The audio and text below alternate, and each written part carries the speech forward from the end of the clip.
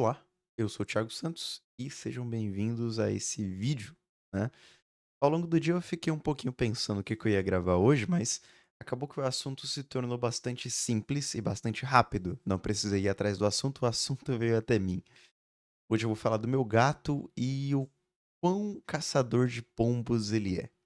Cara, atualmente eu tenho um gato. O nome dele é Titi, ele é um frajola. Inclusive, se ele estivesse aqui, eu pegava ele pra mostrar, mas em algum vídeo ou outro ele vai aparecer aqui. E ele tem um problema, na verdade ele tem vários problemas. Um dos problemas é que ele é um caçador nato de pombos. Eu acho que é a terceira ou quarta vez que ele captura um pombo.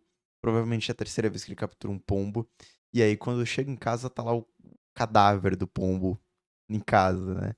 É uma coisa realmente horrível de se ver. Olha, infelizmente eu moro em um lugar que tem pombos, então eu fico no terceiro andar, uma casa. E no telhado ficam alguns pombos. E o pombo é um bicho meio lesado, né? Ele é um bicho meio lento. Porque assim, qualquer bicho come pombo.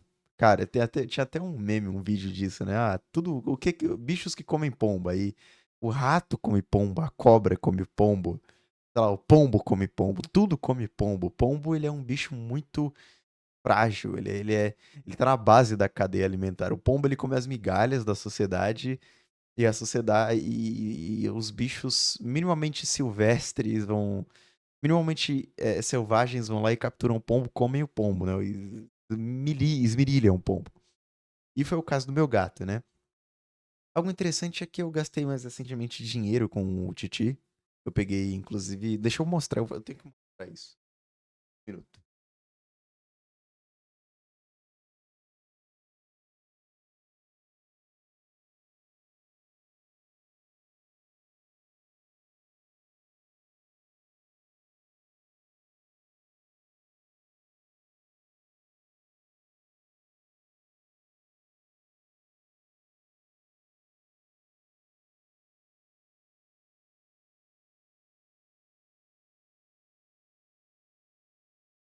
Ah, eu comprei simplesmente diversos saquinhos de sachê pro gato, né? Comprei a ração que ele gosta, que é carne e leite. Mas não adianta. Não adianta, ele prefere muito mais.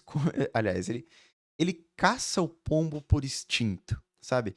Se ele caçasse o pombo, matasse o pombo, deixasse o pombo morto, tudo bem. Tipo, tá no instinto do animal caçar o pombo, ele se diverte com isso de alguma maneira, tá tudo bem.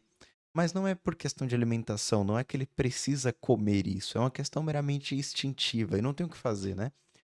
Algo engraçado é que alguns, embora seja algo natural do gato, e eu posso basear nessa minha experiência individual de que meu gato come o pombo, logo os gatos têm tendência a caçar pombos. E isso provavelmente é verdade pela maioria dos casos que eu vejo.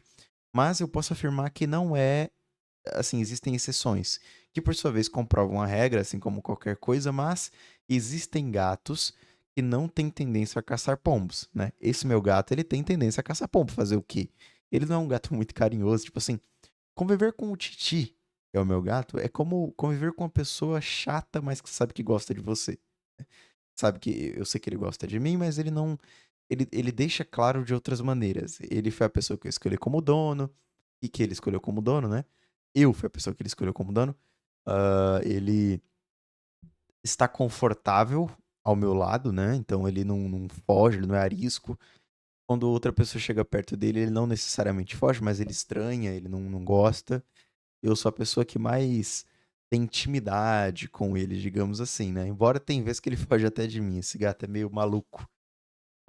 Mas enfim, como eu adotei ele muito filhotinho, não tinha como saber a personalidade que ele teria. Inclusive quando ele era mais jovem, né? Atualmente ele deve ter uns 10 meses, 9 meses, talvez um pouco mais, mas quando ele era mais jovem, ele era ainda mais chato. Ainda bem que ele cresceu e mudou um pouco de comportamento. Ainda mais depois da castração, que ele sim, ele foi castrado, né?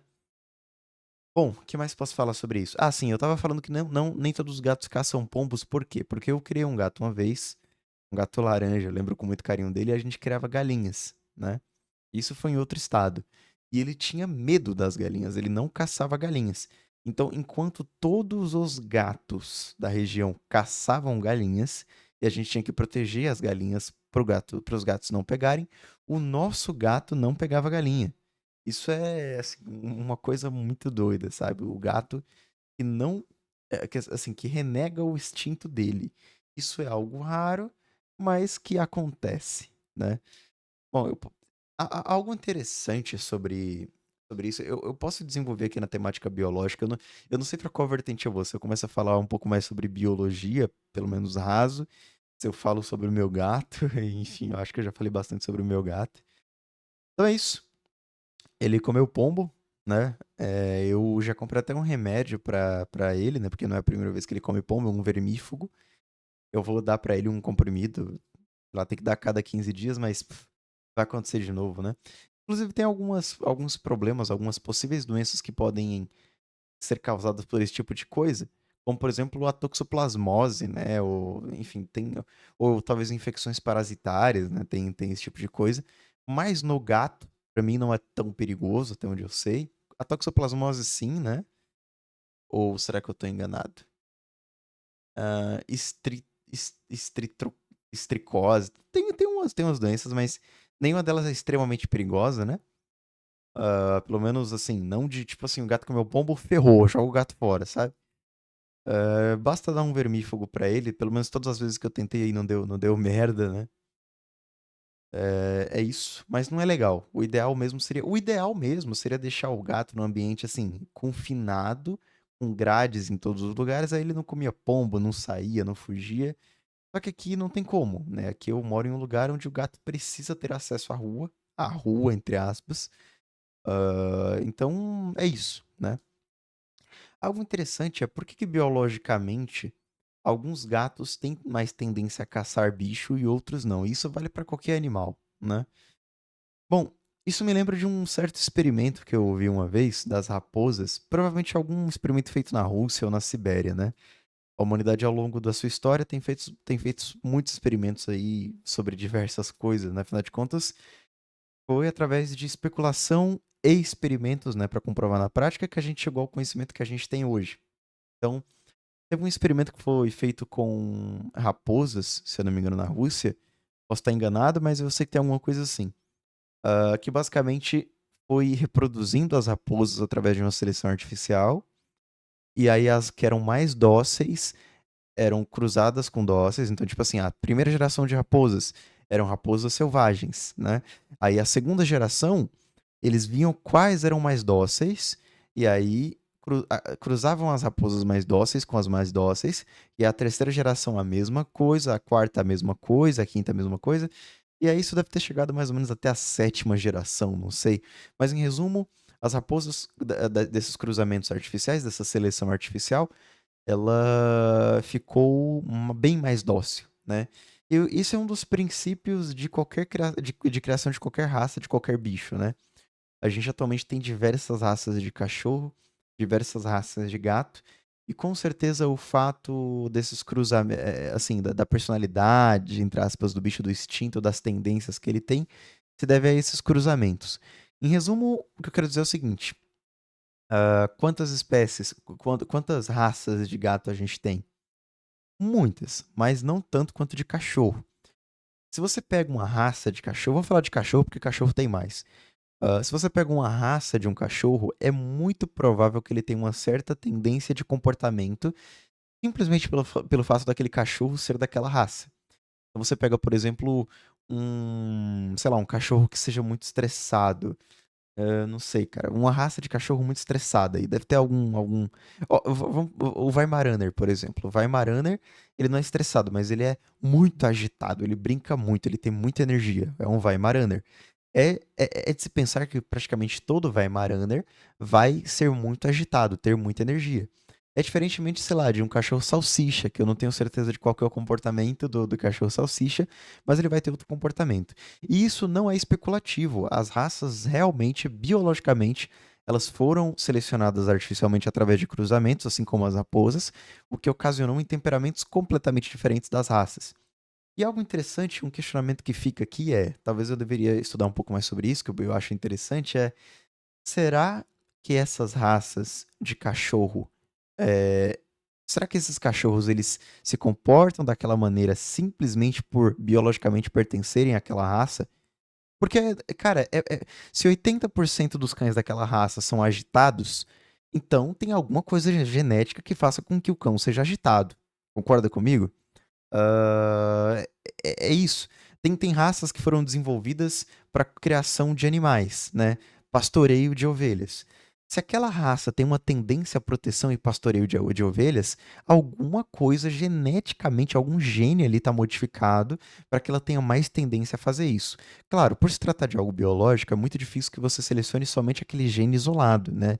Geralmente você vai selecionar um gene que vai favorecer para uma determinada atividade ou uma determinada tarefa, mas vai acabar isolando ali o comportamento, o temperamento do bicho e as características do bicho, nesse caso do cão, para outras coisas. Então, por exemplo, eu posso tentar selecionar ao longo de algumas gerações de seleção artificial um cão que seja muito bom para, deixa eu ver, para caça de, sei lá, tatu.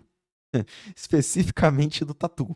Um cão que coloca o focinho dentro dos buracos para encontrar o tatu, que fica esperando ali o tatu, sei lá. Talvez até exista esse cão, inclusive.